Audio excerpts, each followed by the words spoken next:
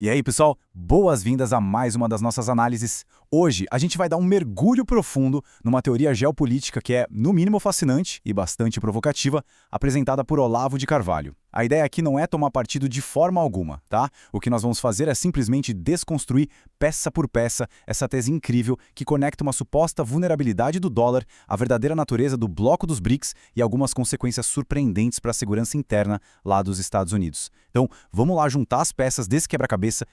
Para a gente começar a entender toda essa teoria, a primeira coisa é fazer uma pergunta bem fundamental. O que rola de verdade quando as grandes potências mundiais decidem de forma totalmente ativa e coordenada abandonar o dólar americano como a grande moeda de reserva global? O material original sugere que um movimento tectônico desses na economia não afeta só aquelas planilhas chatas de bancos internacionais, sabe? Na verdade, as ramificações de uma transição desse tamanho geram ondas de choque tão profundas que acabam batendo lá nas políticas internas, nos orçamentos de defesa e até mesmo na segurança pública dentro das fronteiras. É uma reação em cadeia total. O palco global afeta o cenário doméstico em cheio.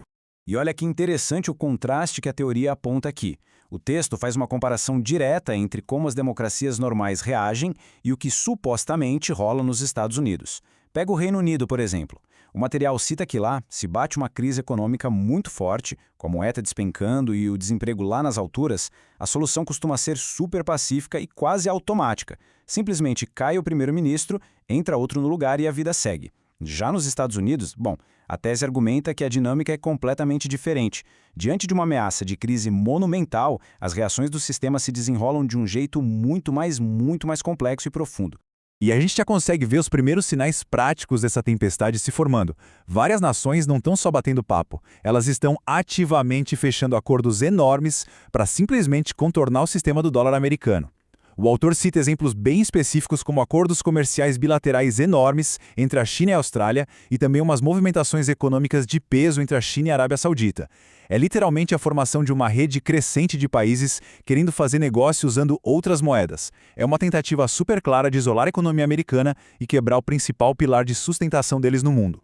E adivinha quem está bem no centro de toda essa movimentação internacional? Exatamente, o bloco dos BRICS: Brasil, Rússia, Índia, China e África do Sul. Só que a visão do autor sobre esse grupo foge totalmente daquela análise econômica tradicional que a gente costuma ouvir.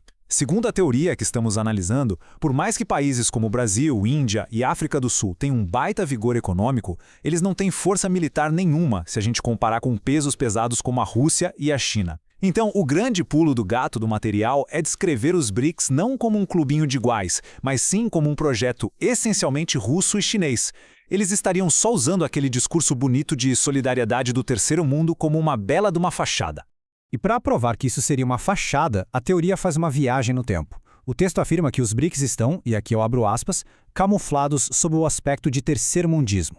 O autor faz um paralelo super direto com aquela política clássica dos soviéticos. Lembram do famoso bloco dos países não alinhados, lá da década de 60? Pois é. De acordo com a perspectiva do autor, esse termo, não alinhados, era só um nome de fachada, porque na prática, todo mundo ali estava alinhadíssimo com os interesses da União Soviética. A tese bate o martelo dizendo que os BRICS funcionam hoje exatamente sob essa mesma lógica de camuflagem.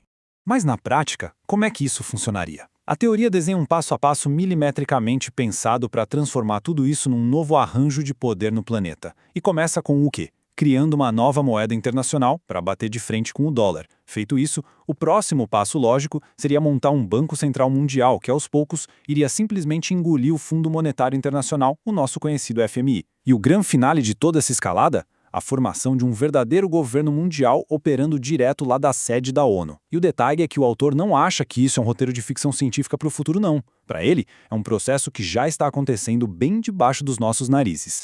E aí surge aquela crítica clássica, principalmente lá nos Estados Unidos. A galera costuma dizer, mas os BRICS nunca vão dar certo, eles brigam demais entre si. Só que o raciocínio dessa tese descarta esse ceticismo na lata. O argumento é muito simples. Para quem saca das táticas históricas do movimento comunista, divisão nunca foi problema. Pelo contrário, a divisão interna costuma ser usada de propósito. É uma ferramenta deliberada que deixa a galera executar um monte de políticas diferentes ao mesmo tempo, mas que no fim das contas crescem e convergem todas para o mesmíssimo objetivo. Então toda aquela desunião que a gente vê nos jornais seria só fumaça? Bom, a gente falou bastante do cenário global. Mas e dentro de casa? Diante dessa ascensão incrível de um novo bloco de poder e da ameaça de ver a própria moeda ser deixada de lado, como é que os Estados Unidos estão reagindo? O material dá um zoom nas ações tomadas por Washington naquela época, apontando o dedo especificamente para a administração do Barack Obama. E aí levanta uma questão que dá o que pensar. Será que as atitudes do governo serviam mesmo para salvar a economia ou, por um paradoxo bizarro, eles já estavam se preparando antecipadamente para um colapso interno que sabiam ser inevitável? Para explicar essa reação estranha, a teoria mostra um contraste que é de explodir a cabeça. De um lado, a gente tem o governo aumentando a dívida nacional. E, segundo o autor, isso não era para estimular nada, mas sim para fomentar e piorar de propósito a crise lá dentro. E, ao mesmo tempo, do outro lado, o que eles fazem? Cortes drásticos no orçamento militar. Pensem bem, reduzir o investimento militar externo justo no momento em que a Coreia do Norte e o Irã estavam botando as manguinhas de fora, o texto aponta isso como uma manobra friamente calculada para enfraquecer o poder de defesa do país lá fora. E é no meio dessa história toda de cortar a verba do exército que a gente esbarra num número que, olha, é de cair o queixo. 1,6 bilhão. Esse é um dado numérico brutal que o autor usa como a principal âncora para provar essa tal militarização interna. Segundo o material, essa é a quantidade absurda de munição que o Homeland Security, o Departamento de Segurança Interna dos Estados Unidos, comprou de uma tacada só. É um volume tão desproporcional que muda na hora o peso da balança. O exército de verdade enfraquece lá fora, enquanto a polícia interna vira um leviatã. Mas o detalhe que realmente arrepia nessa história não é só o tamanho da compra, é o tipo exato da munição. O autor conta que esse monte de balas era do tipo hollow point, as famosas balas de ponta oca. Para quem não sabe, pelas regras de guerra e convenções internacionais, projéteis de ponta oca são terminantemente proibidos em campos de batalha no exterior. Aí a conclusão do autor é seca e direta. Se você não pode usar essas balas numa guerra contra outros países, sobra quem para ser o alvo? Pois é, isso indicaria um preparo tático assustador para usar todo esse arsenal contra a própria população civil num cenário de crise aguda. E a listinha de compras deles não parou nas balas, não. A tese mostra que o Departamento de Segurança Interna também foi às compras atrás de veículos blindados de assalto. E olha que esses veículos eram focados especificamente para patrulhar ruas de cidades no meio de civis. Sem falar na compra massiva e contínua de milhares e milhares de fuzis AR-15 novinhos direto para as mãos de agentes domésticos. Juntando as munições, os blindados e os fuzis, o argumento se consolida. Estava rolando nos bastidores um fortalecimento desproporcional e gigantesco do controle estatal em cima dos próprios americanos. E falando nesses fuzis AR-15, o material aponta uma ironia, uma contradição tremenda nos discursos.